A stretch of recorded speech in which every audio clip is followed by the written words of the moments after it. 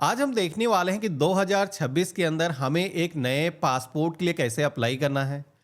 अभी पासपोर्ट को बनाने का जो तरीका है पहले से काफ़ी हद तक चेंज हो चुका है, क्योंकि पासपोर्ट भी अभी आपको ई पासपोर्ट मिलने वाला है। ये पासपोर्ट नहीं, इसकी जगह ये स्मार्ट पासपोर्ट मिलेगा जिस पे लगी होगी एक नई चिप।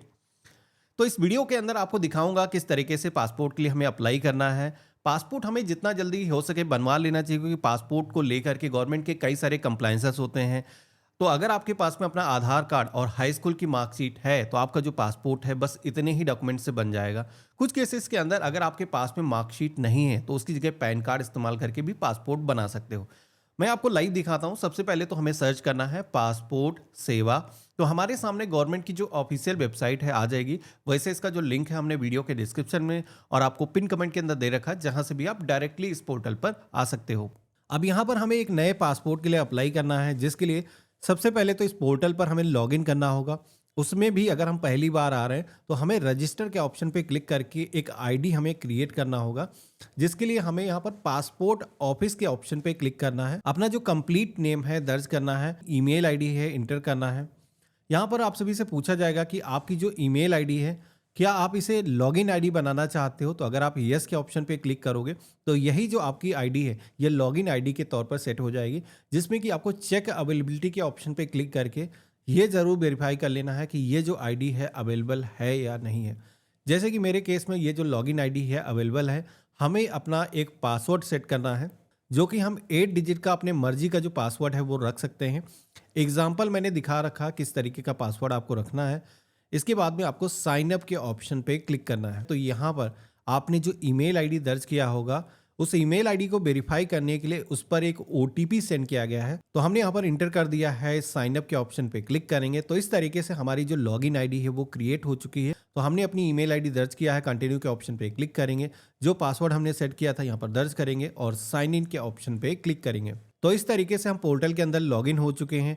अब हमें एक नए पासपोर्ट के लिए अगर अप्लाई करना है तो यहाँ पर सर्विसेज के सेक्शन में पहला ही ऑप्शन मिल जाएगा फ्रेश पासपोर्ट। तो हमें इसी ऑप्शन पे क्लिक करना है। स्किप फॉर नाउ के ऑप्शन पे क्लिक करेंगे, हम नेक्स्ट की टैब पे क्लिक करेंगे। अब हमारे सामने कई सारे ऑप्शन आते हैं जो कि आपको यहाँ पर अपने अकॉर्डिंग सिलेक्शन करना है, जिसमें कि अप्लाई फॉर के सेक्शन में आना है। हम यहाँ पर एक फ्रेश पासपोर्ट यानी कि पहली बार पासपोर्ट के लिए अप्लाई कर रहे हैं तो इस ऑप्शन पे क्लिक करेंगे। इसी के साथ में नॉर्मल तत्काल का ऑप्शन मिलेगा। तो नॉर्मल की जो फीस है वो 1500 होती है, तत्काल की जो फीस है वो 2000 रुपये ज़्यादा होती है। तो अगर आपको इमरजेंसी नहीं है तो नॉर्मल ही आपको पासपोर्ट अप्लाई करना है। इसी के साथ में बुकलेट टाइप पूछा जाता है। नॉर्मल वैसे 36 पेज की जो है, एक्स्ट्रा कोई चार्जेस नहीं देने होते हैं, इसे ही हमें सेलेक्ट करना है। इसके बाद में सेव फॉर नेक्स्ट के ऑप्शन पे क्लिक करेंगे। अब अगला जो पेज आता है जहां पर आप सभी को अपना जो नेम है दर्ज करना है, जिसमें कि सबसे पहले तो आपको अपना जो नेम है फर्स्ट नेम और मिडिल नेम यहाँ पर दर्ज करना है।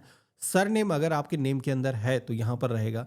एग्जाम्पल से मानते हैं जैसे कि आपका जो नाम है रजत कुमार सिंह है तो रजत और कुमार यहाँ पर हो जाएगा। अगर नाम के अंदर सरनेम लगा है तो यहाँ पर सरनेम के सेक्शन में रहेगा। इसी के साथ में किसी का जो नाम रजत और कुमार ही है तो रजत यहाँ पर रहेगा, कुमार यहाँ पर आ जाएगा। इसी के साथ में सिंगल नेम है तो केवल गिवन नेम के सेक्शन में अपना जो नेम है दर्ज करना है। इसके बाद में मेल फीमेल जो भी जेंडर है सिलेक्शन करना है। इसी के साथ में पूछा जाएगा क्या इस नेम के अलावा भी आपका कोई दूसरा नेम है। तो मेरे केस में ऐसा कुछ नहीं है, अगर आपके केस में कुछ ऐसा है तो आप बता सकते हो। इसी के साथ में हमने इससे पहले कभी भी अपना जो नेम है चेंज भी नहीं किया है, तो यहाँ पर दोनों के सेक्शन में हमें नो के ऑप्शन पे क्लिक कर देना है। इसके बाद में डेट ऑफ बर्थ का सेक्शन मिलेगा, तो यहाँ पर आप सभी को कैलेंडर के ऑप्शन पे क्लिक करना है और सबसे पहले तो यहाँ पर ईयर और इसके बाद में मंथ और डेट को चूज कर लेना है। जहाँ पर भी आपका जन्म हुआ है उस जन्म का जो स्थान है वो आपको बताना है। मैरिटल जो भी स्टेटस है, आप शादीशुदा हो अनमैरिड हो, आपको सिलेक्शन करना है। क्या आपका प्लेस ऑफ बर्थ इंडिया के बाहर है तो ऐसा नहीं है, नो के ऑप्शन पे क्लिक करेंगे। और इसके बाद में अपना जो स्टेट है जहां पर भी जन्म आपका हुआ है वो स्थान पूछा जा रहा है। अभी वर्तमान एड्रेस की हम बात नहीं कर रहे हैं, तो जन्म स्थान हो सकता है किसी दूसरे स्टेट के अंदर हो, तो आपको यहाँ पर वो जो स्टेट है सिलेक्शन करना है और अपना जो डिस्ट्रिक्ट है वो चूज करना है। आपको सिटीजनशिप किस तरीके से मिली हुई है, तो जैसे कि हमारा जो जन्म है इंडिया के अंदर ही हुआ है और हमें जन्म से ही सिटीजनशिप मिली हुई है, तो बर्थ वाला जो ऑप्शन है वो सेलेक्ट करना है। इसी के साथ में आपको कुछ डॉक्यूमेंट नंबर जैसे कि आपका पैन कार्ड बना हुआ है वो आपको यहाँ पर दर्ज करना है। अगर आपने वोटर आईडी कार्ड पहले बना रखा है तो वोटर आईडी कार्ड नंबर यहाँ पर दर्ज करना है। इनमें से कोई डॉक्यूमेंट ऐसा है जैसे कि आपके पास में नहीं है तो आप ब्लैंक भी छोड़ सकते हो। इसके बाद में एम्प्लॉयमेंट टाइप के सेक्शन में आना है।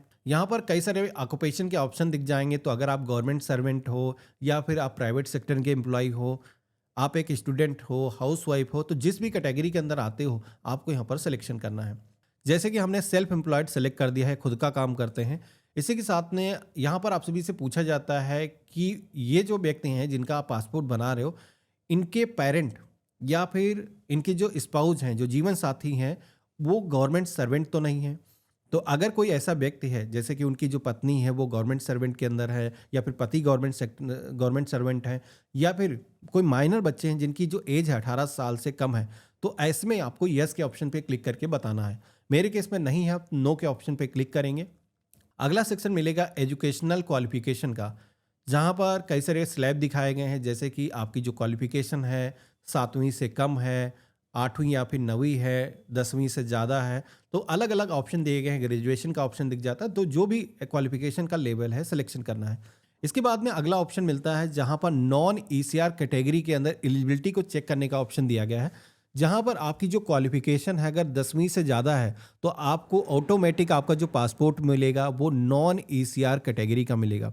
लेकिन अगर आपकी जो क्वालिफिकेशन है वो 10वीं से कम है तो फिर ऐसे में आपके पासपोर्ट पर प्रिंट होकर के आएगा इमिग्रेशन क्लियरेंस रिक्वायर्ड।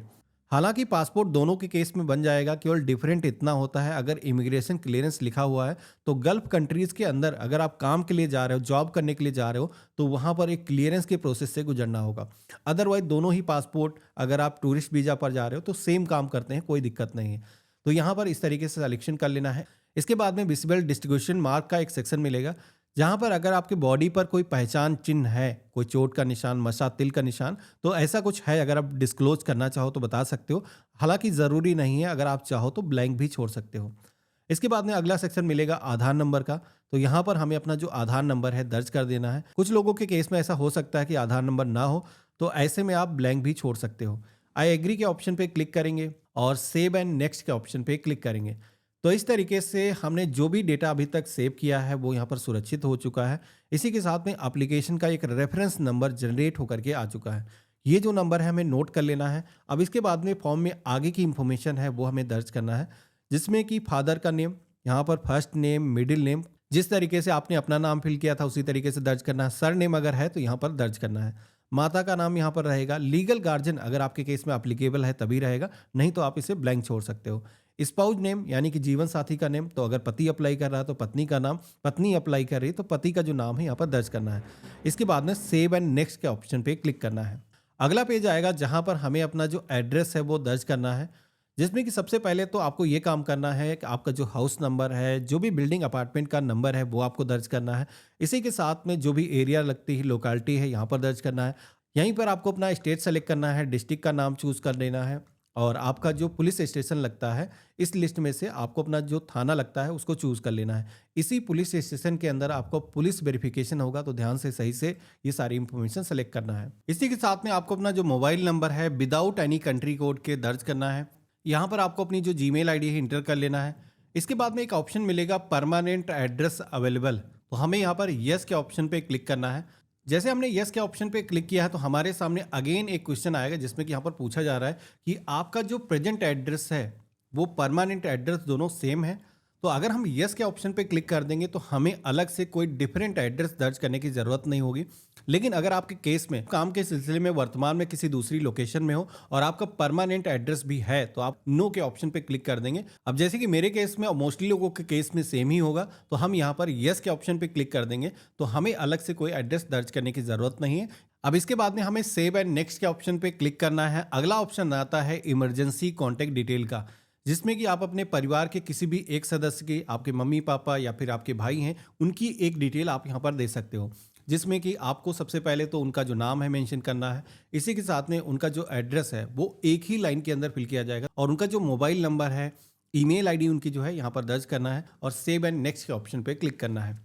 अब जैसे हमने इतना किया है तो हमारे सामने अब कुछ क्वेश्चन आते हैं, जिसमें कि यहाँ पर पूछा जाता है क्या इससे पहले आप सभी का कोई पासपोर्ट जारी हुआ है, क्या कभी भी पासपोर्ट कैंसिल किया गया है, इससे पहले कभी भी आपने पासपोर्ट के लिए अप्लाई किया है। तो ऐसा मेरे केस में हुआ नहीं है। हम यहाँ पर सभी में नो के ऑप्शन पे क्लिक करेंगे, सेव एंड नेक्स्ट के ऑप्शन पे क्लिक करेंगे। इसी के साथ में अगेन कुछ क्वेश्चन आ जाते हैं। तो आपके केस में अगर कुछ भी एप्लीकेबल है तो यस करना है। मेरे केस में जैसे कि कुछ भी ऐसा नहीं है तो हम सभी में नो नो के ऑप्शन पे क्लिक करेंगे। सेव एंड नेक्स्ट के ऑप्शन पे क्लिक करना है। तो अगला जो स्टेप आएगा, जहां पर आप देखोगे कि पासपोर्ट जो हमारा बन करके आएगा, पासपोर्ट पर जो इंफॉर्मेशन हमारी प्रिंटेड होगी उसका एक समरी पेज यहाँ पर दिखाया गया है, जिस पर आप देख सकते हो कि पासपोर्ट पर किस तरीके का हमारा नेम आएगा, कहाँ पर हमारे मम्मी पापा का नाम रहेगा। इसमें कोई गलती तो नहीं है, जो डेट ऑफ बर्थ हमने दर्ज करी है वो सही तरीके से है, यहाँ पर नहीं है। तो अगर इसके अंदर कोई भी चीज़ें ऐसी हैं जो गलत इंटर हो गई हैं, कोई एड्रेस के अंदर गलती हो गई है जिसको आपको सुधारना है, तो बैक जा करके आप अभी एडिट कर सकते हो। मेरे केस में जैसे कि सारी चीज़ें सही लग रही हैं, आई एग्री के ऑप्शन पे क्लिक करेंगे और सेव एंड नेक्स्ट के ऑप्शन पे क्लिक करेंगे। तो इस तरीके से हम फाइनल पेज पर आ चुके हैं, जहां पर आप सभी को इस एप्लीकेशन के अंदर ये सिलेक्शन करना है कि ये जो पासपोर्ट आप बना रहे हो, इस पासपोर्ट को बनाने के लिए दस्तावेज क्या क्या देने वाले हो। तो दो तरीके के दस्तावेज लगते हैं। एक तो है प्रूफ ऑफ बर्थ का, जिसमें अगर आप क्लिक करोगे तो अगर आपके पास में आपका बर्थ सर्टिफिकेट है तो वो आप यहाँ पर दे सकते हो। इसी के साथ में वोटर आई कार्ड है, ड्राइविंग लाइसेंस अगर आपके पास में मौजूद है, या फिर आप सभी की हाई स्कूल की मार्कशीट है, टीसी है, तो वो भी यहाँ पर दिया जा सकता है। इसी के साथ में प्रूफ ऑफ बर्थ के तौर पर आपका जो पैन कार्ड है वो भी यहाँ पर लगाया जा सकता है। तो आपको यहाँ पर सिलेक्शन करना है। इसके बाद में आप सभी को प्रूफ ऑफ प्रेजेंट एड्रेस के सेक्शन में आना है। तो यहाँ पर आपको वर्तमान जो आपका एड्रेस है उसका एक प्रूफ देना है, जिसमें कि अगर आपके पास में अपना आधार कार्ड है तो वो आप यहाँ पर दे सकते हो। इसी के साथ में आर्म लाइसेंस हो गया, voter I card, driving licence, इसके अलावा आपका बिजली का बिल, पानी का बिल, टेलीफोन बिल, इस तरीके के जो यूटिलिटी बिल है उनका भी ऑप्शन दिया गया है। आप अगर रेंट एग्रीमेंट बनवा के रखे हो तो वो भी यहाँ पर चल जाएगा। मेरे केस में जैसे कि हम यहाँ पर अपना जो वोटर आईडी कार्ड है वो यहाँ पर दे रहे हैं, आधार कार्ड दे रहे हैं। इसी के साथ में अगर आपका पासपोर्ट नॉन ईसीआर कैटेगरी का है तो आप सभी को एक एजुकेशन का भी सर्टिफिकेट देना होगा, यानी कि हाई स्कूल की मिनिमम एजुकेशन की जो डिटेल है वो देनी होगी, जिसमें कि आपकी जो मार्कशीट है वो लगेगी। तो यहाँ पर हम क्या करेंगे, आई एग्री के ऑप्शन पे क्लिक करेंगे। आपका जो भी वर्तमान प्लेस है उस प्लेस का जो नाम है, अपना जो डिस्ट्रिक्ट है उसका नाम दर्ज कर देना है। सेव के ऑप्शन पे क्लिक करना है। इसके बाद में हमें प्रीव्यू के ऑप्शन पे क्लिक करना है। तो हमारे सामने जो भी हमने अभी तक इंफॉर्मेशन दर्ज करी है उनका एक मिलान करने का पेज आ जाएगा। तो यहाँ पर सारी डिटेल को आपको मिलान कर लेना है। अगर किसी भी डिटेल के अंदर एंट्री में गलती है तो उसको आप अभी जा करके सुधार सकते हो। मेरे केस में बिल्कुल परफेक्ट लग रहा। अब हम फीस पेमेंट करेंगे। अब सबमिट के ऑप्शन पे क्लिक करने के बाद में एक ऑप्शन मिलता है प्रिंट एप्लीकेशन रिसिप्ट का, जिस पे क्लिक करके इसकी जो रिसिप्ट है निकाल सकते हो। लेकिन आप देखोगे कि हमने फीस का पेमेंट नहीं किया है, इसीलिए इस रिसिप्ट पर पासपोर्ट सेवा की जो अपॉइंटमेंट डिटेल है वो मौजूद नहीं है। तो हमें बैक आ जाना है, हमें फीस का पेमेंट करना है। अब यहाँ पर एक चीज़ देख लेना, कभी भी अगर आप कहीं पे भी रुक जाते हो, सर्वर एरर आता है या फिर फॉर्म को दोबारा से फिल करना है, तो डैशबोर्ड पर आओगे तो आपका जो फॉर्म है यहाँ पर इस तरीके से हमेशा ही दिखेगा। आप सभी को 3 डॉट के ऑप्शन पे क्लिक करना है। अभी हमें जैसे कि पेमेंट करना है तो व्यू के ऑप्शन पे क्लिक करेंगे और यहाँ पर पे एंड शेड्यूल अपॉइंटमेंट के ऑप्शन पे क्लिक करना है। अब यहाँ पर पेमेंट करने के लिए सबसे पहले तो आपको पासपोर्ट सेवा केंद्र का सिलेक्शन करना है। जैसे कि मैंने पीएसके यानी कि पासपोर्ट सेवा केंद्र सेलेक्ट कर लिया है। इसके बाद में आप सभी से यहाँ पर पूछा जाएगा किस डेट को आप पासपोर्ट सेवा केंद्र का अपॉइंटमेंट लेना चाहते हो। तो यहाँ पर आप सभी के सामने एक डेट का कैलेंडर आ जाएगा। तो हमने यहाँ पर सेलेक्ट कर लिया है। अब हमें फीस का पेमेंट करना है, तो हमें यहाँ पर मेक पेमेंट के ऑप्शन पे क्लिक करना है। पेमेंट करने के लिए पे नाउ के ऑप्शन पे क्लिक करेंगे। अब एसबीआई का एक पेमेंट गेटवे आ जाएगा, जिसमें कि अगर आपको नेट बैंकिंग के माध्यम से पेमेंट करना है, क्रेडिट कार्ड, डेबिट कार्ड या फिर यूपीआई के माध्यम से पेमेंट करना है, तो जिस भी मेथड के माध्यम से आप पेमेंट करना चाहते हो, आप सभी के सामने एक लिस्ट आ जाएगी। आपको यहाँ पर सिलेक्शन करना है। तो जैसे कि एक छोटा सा पेमेंट है, हम यहाँ पर चाहें तो यूपीआई के जरिए भी पेमेंट कर सकते हैं। तो यहाँ पर हमने सिलेक्शन किया है। अब आप चाहो तो अपनी गूगल पे की यूपीआई आईडी या फिर क्यूआर कोड यहाँ पर स्कैन करके पेमेंट कर सकते हो। तो क्यूआर कोड भी काफ़ी इजी है, हम इसको सेलेक्ट करेंगे। यहाँ पर एक क्यूआर कोड आ जाएगा, जैसे मर्चेंट की शॉप पर आप स्कैन करके पेमेंट करते हो वैसे ही इसको स्कैन करना है। तो हमारा जो पेमेंट है वो सक्सेसफुली हो चुका है। ये जो पेज है ऑटोमेटिक रिलोड होगा और आप सभी के सामने कुछ इस तरीके का इंटरफेस आएगा। अभी आप देखोगे कि हमारे सामने जो ट्रांजैक्शन की डिटेल है वो यहाँ पर आ चुकी है। साथ ही में जो अपॉइंटमेंट हमने बुक किया है वो यहाँ पर डिटेल रिफ्लेक्ट हो गई है। प्रिंट रिसिप्ट के ऑप्शन पे क्लिक करोगे तो यहाँ पर एक प्रिंट आउट आपको मिल जाएगा, जिस पर आप देखोगे कि बैच नंबर, सीक्वेंस नंबर ये भी यहाँ पर मेंशन किया गया है, जो कि ऑफिस यूज के लिए होता है। अब ये जो अपॉइंटमेंट स्लिप है, अगर आपके पास में प्रिंटर है तो इसे आपको प्रिंट कर लेना है। साथ में आपके जितने भी ओरिजिनल डॉक्यूमेंट हैं जो आपने यहाँ पर लगाने के लिए सेलेक्ट किया है, जैसे कि आपका पैन कार्ड हो सकता है, आपका आधार कार्ड हो सकता है, इसके अलावा एजुकेशनल डॉक्यूमेंट, अगर आपका जो पासपोर्ट नॉन ईसीआर कैटेगरी के अंदर है तो ये सारे डॉक्यूमेंट आपको पासपोर्ट ऑफिस लेकर के जाने हैं। एक चीज़ बता देता हूँ, बहुत सारे लोग पासपोर्ट ऑफिस जाते हो, वहाँ पर आधार जो आप ले जाते हो, तो ई आधार अगर आप ले जाते हो, तो वो आधार कार्ड वहाँ पर मान्य नहीं होता है। हालाँकि अगर आपने उसके सिग्नेचर अगर वेरीफ़ाई कर दिए, जो ई साइन होते हैं, तो आपका जो वो आधार कार्ड है, पासपोर्ट ऑफिस वाले मान्य कर लेते हैं। तो अगर आप आधार कार्ड अपना ई लगाने वाले हो, यानी कि फिजिकल प्लास्टिक का कार्ड वो वाला नहीं है जो गवर्नमेंट भेजती है, तो आप यहाँ पर हमारा ये वीडियो देख सकते हो, जिसके अंदर मैंने बताया था कि किस तरीके से सिग्नेचर को वेरीफ़ाई करना है। अब जब पासपोर्ट ऑफिस आप जाओगे तो जितने भी आपके ओरिजिनल डॉक्यूमेंट हैं वहाँ पर स्कैन किए जाएंगे और आप सभी का बायोमेट्रिक लिया जाएगा, जिसमें कि फ़ोटो वहीं पर कैप्चर की जाएगी और इसके बाद में आपकी जो फाइल है वो ग्रांटेड हो जाएगी। एक बार आपके पासपोर्ट की जो फाइल है वो ग्रांटेड हो गई तो आपका जो काम है वहाँ से खत्म हो जाता है, आप अपने घर चले आते हो और इसके साथ ही में आपका जो पासपोर्ट है पुलिस वेरिफिकेशन इसके अंदर कंडक्ट किया जाता है, जिसमें कि आपका जो थाना है, जो भी आपने करंट अपना जो वर्तमान पता है सेलेक्ट किया है, उस पते पर पुलिस की तरफ से वेरिफिकेशन रिपोर्ट मांगी जाती है, जो कि 1 से 2 दिनों बाद ही अगर आप पोर्टल पे चेक करोगे तो आपके थाने के अंदर ये जो एप्लीकेशन है आ जाती है। उनकी तरफ से जितना जल्दी आपका जो रिपोर्ट है सबमिट किया जाता है, उसके साथ ही में आपका जो पासपोर्ट है उतना जल्दी ही बन जाता है। तो 2-3 दिन आपको वेट करना है। अगर आपको थाने की तरफ से कोई कॉल नहीं आता है, तो आपको खुद से अप्रोच करना है, आपको थाने जाना है, उनसे मिलना है और जो भी दस्तावेज़ आपने पासपोर्ट ऑफिस के अंदर दिए हैं, वहाँ पर भी एक कॉपी उनकी आपको सबमिट करनी होगी। कुछ केसेस के अंदर पुलिस डिपार्टमेंट की तरफ से आपके पेरेंट के भी कोई ना कोई दस्तावेज़ रेफ़रेंस के माँगे जा सकते हैं, तो आपको यहाँ पर प्रिपेयर करके जाना है, उनके भी कोई डॉक्यूमेंट आपको रख लेने हैं और इस एक बार पुलिस वेरिफ़िकेशन जैसे हो जाता है, आपका जो पासपोर्ट है वो प्रिंटिंग के लिए चला जाता है। प्रिंट होकर के पोस्ट के माध्यम से करीब 10 से 15 दिनों के अंदर आपके घर के पते पर आ जाता है, अगर टाइमली सारी चीज़ें चलती हैं। तो आशा करता हूँ आज का जो वीडियो है आप सभी को काफ़ी पसंद आया होगा।